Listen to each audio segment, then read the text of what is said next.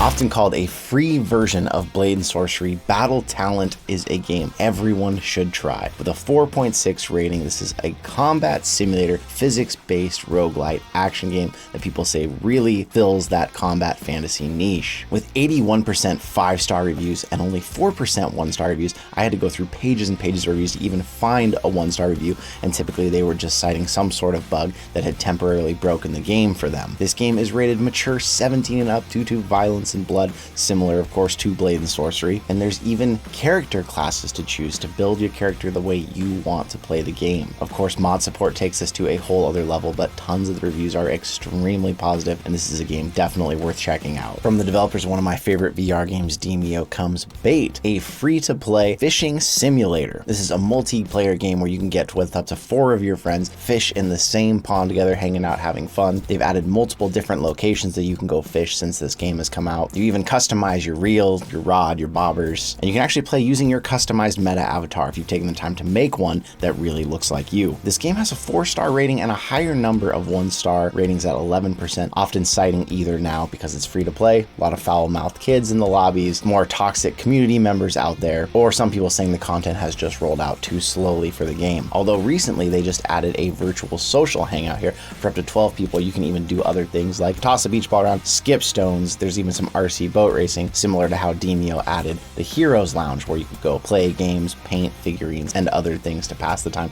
while you're waiting for a lobby of people to be ready to play the game. If you've spent some time on this one, I'd love to hear in the comments what you thought about it. Have you ever wished you could have a VR pet? BOGO is a VR pet that will actually scale to your room scale that you have built and allow you to take care of this little cute pet, even compared to a Tamagotchi for 2022 in one review. If you have any idea what a Tamagotchi is, I barely remember those. With a 4.2 star rating, a lot of the reviews are extremely positive, saying it's very cute. They really like hanging out with BOGO, but some of the lower reviews citing that it's more of an experience. There's not enough interaction option with BOGO, or that they weren't able to save to then come back and continue their journey with BOGO. But it's cute. It's free. If you are someone like me who likes the idea of a virtual pet but hates the games they die in, doesn't seem like there's too much risk of that with BOGO. At first glance, Hybo might look like Fortnite or Pop 1 in VR, but this game is considered a competitive first-person shooter VR game with a flying system that is incorporated into your bow that allows you to move around the map quickly, trying to take down your enemies. With a lot of positive reviews, people saying this is a game you absolutely have to experience in VR. I've had it recommended multiple times in the comments section. It is currently undergoing some big changes that the company says you can follow and keep up on what's happening. Some of that has caused them to get some more negative reviews as things have changed. People haven't wanted to see the change, or it's caused more glitches to happen. But with how many good reviews I've seen, reviews that had even changed their score when they saw why things were changing and how quickly the developer seems to respond to all of these reviews,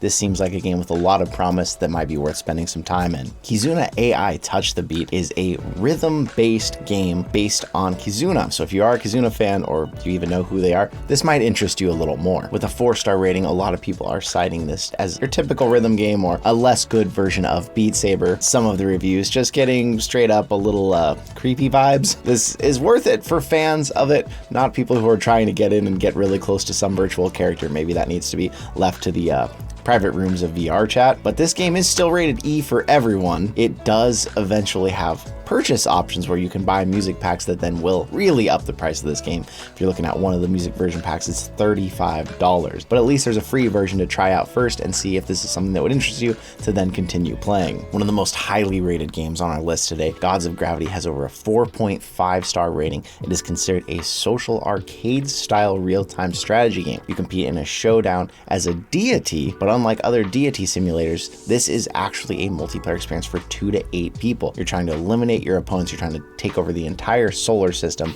with the command of your fleet. You can also team up with friends and go against bots, and there is built-in spatial voice chat. The game also does have a single-player campaign, and as you progress through that, there are new powers that you will even unlock. A lot of extremely positive reviews, people saying you've got to try this, people saying that they can't believe that this game is free, and it's rated everyone 10 and up, even though Oculus says you have to be 13 to use their headset. Definitely one on this list that seems like it's worth checking out. Follow that with probably the lowest rated game on our list today. Meta Horizon Worlds, if you haven't heard of it, is basically Meta's own version of Rec Room or VR chat, with all different kinds of user created worlds, different games that you can play in, or just different social lobbies to hang out with. You can meet people from all over the world. Now, as someone who spent a lot of time in all of the social apps, including Meta Horizon, I will say, because it is newer and because it is small, sometimes it's easier to find an older crowd if that's what you're looking for, more mature gamers and people to spend your time with, and that's what attracts most people to Meta Horizon Worlds. Although recently they've started a creator program where creators who create worlds for them can actually make money off of the worlds they create as people visit. It definitely still feels to me like it's behind where Rec Room or VR chat currently are, but a lot of people are turning to it as they find lobbies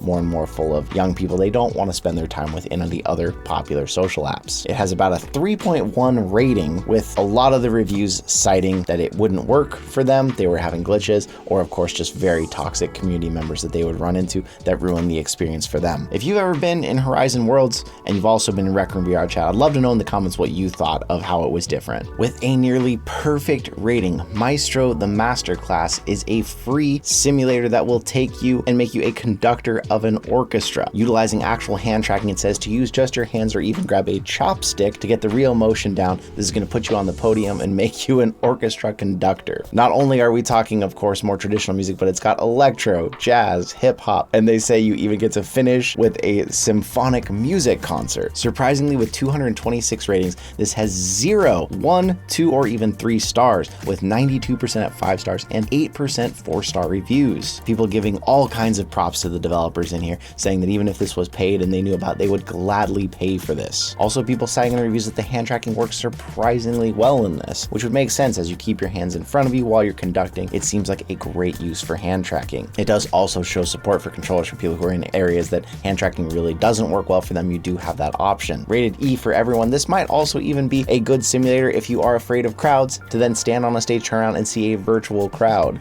It's a thought. Half and Half is another social VR game that has flown under the radar for a lot of people. There are multiplayer spaces where you can hang out with your friends and do all kinds of things, from gliding through the clouds, swimming in the ocean, but probably the most exciting and well-known one is playing hide and seek with friends. You end up in a virtual environment where you are either a very tiny hider or a very large seeker with a slingshot, trying to then find your friends who are hiding in these virtual spaces and catch them. With more balanced reviews and only 54% 5-star reviews, a lot of the reviews are still positive and say it is a fun experience, but that the game can get tired, old, or the mini games are too easy. Maybe this game could use more expansion or more challenge for people who really wanted to get more fun out of it. I personally played this with a bunch of YouTubers a long time ago, actually, and it's great for an afternoon of fun with friends, although not something that I personally went back to a lot after I got through all of the experiences together. Hide and seek might pull me back if I had the right group of people to do it with, though. With another social VR experience on our list, Altspace VR is one of the oldest social experiences on VR. I actually first tried Altspace back on a Gear VR with my phone in it back in 2016, I want to say. I was surprised to find out Altspace was still around when they said that the VR Game Awards were going to be held inside of Altspace. Now, unfortunately, it does suffer from an extremely annoying verification process that you have to go through to get inside the game to help avoid some of those toxic community members. And I will say it seems to be effective if you go through all the pain of getting in and actually playing into Altspace. You don't seem to run into nearly as many of those elements as you do in VR chat or Rec Room. And there are interesting spaces to check out, a lot of course, interesting people to meet or big events that happen in Altspace. But for a lot of people, that barrier of entry is too much to even get them into it, dragging this down to about a 3-star rating, with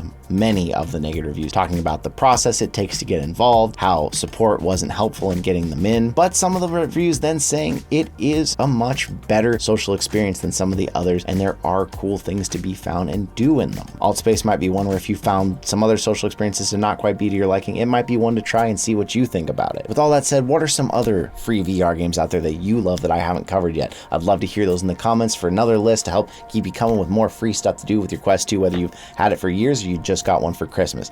Thank you for coming out, and I will see you in another reality.